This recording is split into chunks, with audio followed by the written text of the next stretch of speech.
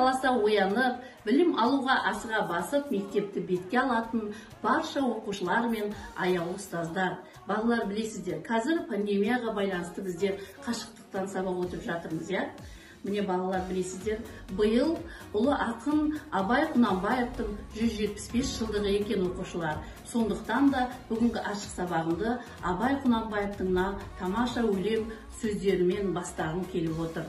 Ғылым таппай мақтанба, орын таппай баптанба, құмарланып шаттанба, ойнап қосқа күлуге, 5 нәрседен қашық бол, 5 нәрсеге асық бол, адам болам десеңіз, түлеуің өмірің алдында демекші, салауатты өмір салтын ұстану мақсатында бүгінгі біздің сабағымыздың тақырыбы қимыл қозғалыс ойындары тақырыбында өрбиді балалар.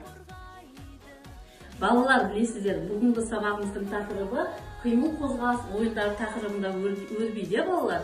Сабағымыздың мақсаты қимыл қозғалыс ойындарының көңілді әрі пайдалы болатын себебі бұл ойындарды ойнай отырып, жүгіру, секіру, өрмелеу, лақтыру, тепе-теңдікті сақтау және мінез құлықты тәрбиелеу сияқты барлық негізгі қимыл қозғалыстарды дамыта аласыңдар балалар.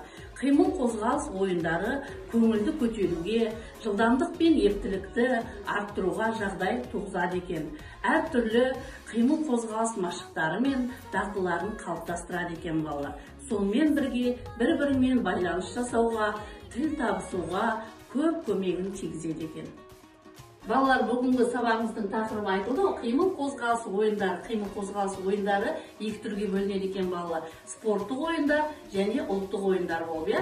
Үй жағдайында қазір біздер бәріміз үйде қашықтықтан сабақ өтіп жатырмыз, я балалар? Үйде бізде бәріміздің мынандай күндік кестеміз болады, уақытпен беріледі. Ұйқыдан тұрғаннан кейін бет-қолымызды жуып, асымызды ішіп, таңғы жаттығулар жасайды екенбіз, я? Міне көріп тұрсыңдар. Үй жағдайында осындай қимыл қозғалыс ойындарды ойнауға өте қолайлы. Міне доппен ойын ойнап жатыр, я?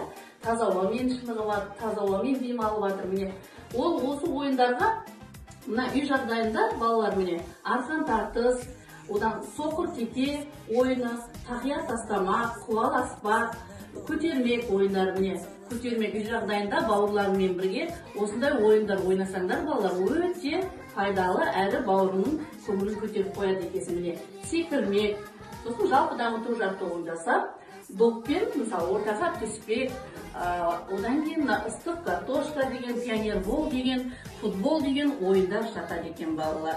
Ал ендеше үй жағдайында осындай ойындарды ойнап. Балалар, білесіңдер, дене шынықтыру сабағында көптеген ойын түрлері бар екен, я? Рольдік ойындар, сюжеттік ойындар, топтық ойындар, дидактикалық ойындар, логикалық ойындар. Соның ішінде біздің бүгінгі сабағымыздың тақырыбы қимыл қозғалыс ойындарын ойнаймыз балалар. Балалар, білесіңдер, дене шынықтыру сабағында қандай да бір ойын ойнаған кезде техника қауіпсіздік шараларын қатаң сақтауымыз керек. Спорттық және қозғалмалы ойындар өткізу кезінде оқушыларға төмендегідей қауіпті факторлар әсер етуі мүмкін. Соқтығысып қалған кездегі алған жарақаттар, ойын шартын бұзған кездегі алған жарақаттар, құлаған кездегі алған жарақаттар. Ойын ойнағанда балалар өте абай болып ойын ойнайық. Ал балалар, ойынның бізге қандай пайдасы бар?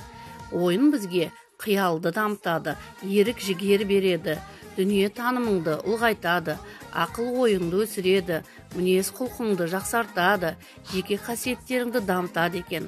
Тілдің дамуына, таным процесіне, адамның психикасына, жалпы адамның жалпы дамуына өте жақсы үлесін қосады екен балалар. Ал ендеше балалар, ойнамас бұрын жалпы дамыту жаттығуын жасауға кірісейік балалар. Балалар, біздер ойынға кіріспес бұрын міндетті түрде дене шынықтыруда бірінші не істеуіміз керек? Денемізді шынықтырып, жалпы дамыту жаттығуын жасауымыз керек екен. Ал ендеше жалпы дамытуын жасайық бірлесіп. Аяқ екі деңгейде, қол белде, бас жаттығуынан бастаймыз. 1, 2, 3, 4, кері қарай. 1, 2, 3, 4 және 1, 2, 3, 4, 1, 2, 3, 4. Ал келесі жаттығу. Қолымызды алға созамыз. 1, 2, 3, 4. 1, 2, 3, 4. 1, 2, 3, 4. 1, 2, 3, 4. Келесі жаттығу балалар. Қолымызды иыққа қоямыз. Алға қарай 3 мәрте, артқа қарай 3 мәрте айналдырамыз. 1, 2, 3, 1, 2, 3, 1, 2, 3, 1, 2, 3. Балалар, енді қолымызды алдымызға созамыз. Кәнеке балалар, 1, 2, 3, 1, 2, 3, 1, 2, 3, 1, 2. Балалар, қол кеуде тұсында 3 мәрте, 4-ші мәрте қолды жаямыз. Ал кеттік. 1, 2, 3, 4 қол жаямыз. Келесі бетке 1, 2, 3, 4 және 1, 2, 3, 4 және 1, 2, 3, 4. Ал балалар, аяқымыз 2 деңгейде, қол белде, ендеше бел жаттығуларын орындайық. 1, 2, 3, 4 кел қарай. 1, 2, 3, 4 және 1, 2, 3, 4 кел қарай. 1, 2, 3, 4. Жарайсыңдар балалар. Ал оң қолымызды көтерейік енді. 3 мәрте иілеміз. 1, 2, 3 кел қарай. 1, 2, 3 және 1, 2, 3, 1, 2, 3. Балалар, келесі жаттығуымыз бел жаттығулары, иілу жаттығулары. Ал балалар, дайындаламыз ендеше, қолымызды тарақтап аламыз. Ал кеттік. 1, 2, 3, 4. 1, 2, 3, 4. 1, 2, 3, 4. 1, 2, 3, 4. Жарғайсыңдар балалар. Келесі жаттығуымыз бір орында жайменен жүгіреміз кеттік. Тамаша.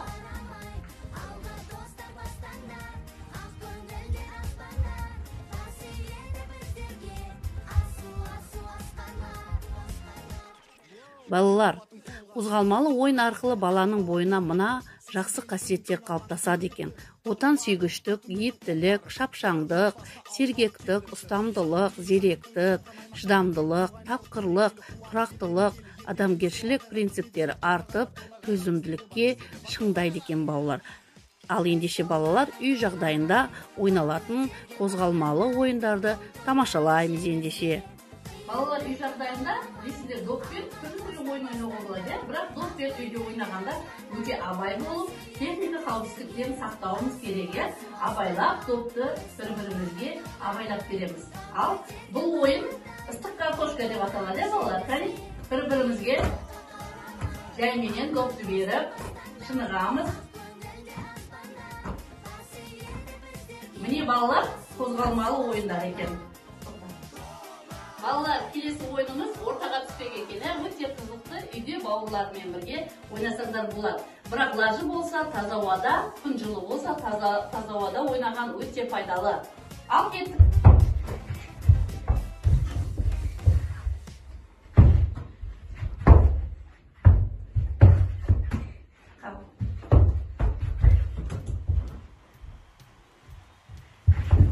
Болды.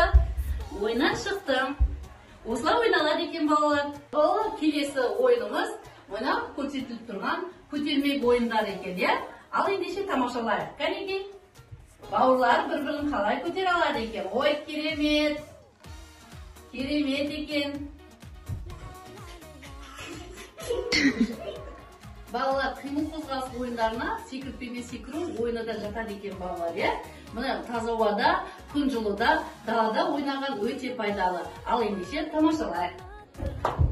Ой, жарайсың, Каусар, керемет секіреді екен. Ал балалар, міне көз жұмбақ ойыны өте қызықты. Үйде бауырларымен бірге ойнасаңдар өте қызықты екен. Ал ендеше ойынымызды бастайық. 1, 2, 3.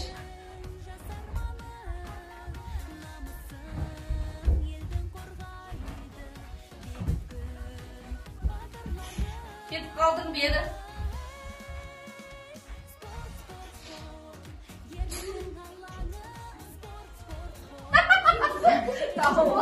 Өте керемет ойын балалар. Үйде үй жағдайында бауырларыңмен бірге, аналарыңмен бірге ойнауға кеңес беремін. Қашан бала ғылым білімді махаббатпен көксерлік болса, сонда ғана оның аты адам болады екен деген екен Абай Құнанбаев атамыз. Жас бала анадан туғанда екі түрлі мінезбен туады. Біреуі ішсем, жесем, ұйықтасам деп тұрады. Біреуі білсем екен, демекілік не көрсе соған талпынып, ол немене, бұл немене деп, ол неге үйтеді, бұл неге бүйтеді деп, көзі көрген, құлағы естігеннің бәрін сұрап, тыныштық көрмейді. Мұның бәрі білсем екен, көрсем екен, үйренсем екен дегені Абай Құнанбаев атамыздың 7-ші сөзі. Балалар, Абай атамыз керемет қара сөз қалдырған екен. Жақсы тұлға болып, керемет оқушы болып қалыптасуымыз үшін біздер бірінші кезекте салауатты өмір салтын ұстануымыз керек балалар. Жалпы дене шынықтыру шәкірттердің ғана емес, ересектердің де күш қуатын өсіріп, олардың денсаулығын шыңдап, қан тамырларының жүйелі жұмыс жасауына жақсы ықпал етеді екен балалар. Дені сау адам табиғаттың ең керемет, қымбат жемісі болып табылады екен балалар. Балалар үй жағдайында таза ауамен тыныс алып, екі мезгіл жалпы дамыту жаттығуларын жасап, үйде бауырларыңмен бірге қозғалмалы ойындарды ойнауды ұсынамын сіздерге. Балалар, қимыл қозғалыс ойындары тақырыбында өткен ашық сабағымыз сіздерге ұнаған болса, үй жағдайында бауырларыңызбен бірге осы керемет ойындарды ойнап, маған кері байланыс жіберуді ұмытпаңыздар балалар. Назарларыңызға көп рахмет.